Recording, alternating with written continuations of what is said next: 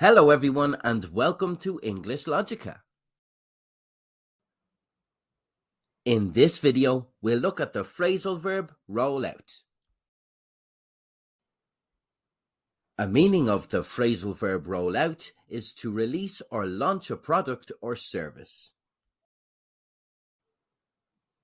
The next few months in the office will be interesting. We are expecting new guidelines to be rolled out in relation to storing personal details, so I'd like us to be ahead of the game. Everyone was excited about the upcoming rollout of the new phone. The company is rolling out its new product in the US next month. The department rolled out its social media campaign ahead of the election.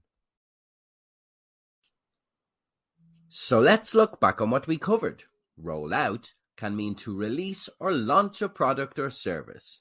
After they rolled out the new structure, it didn't take long for the wheels to fall off and production to drop. We hope you enjoyed this video. If you have any questions, please don't hesitate to ask.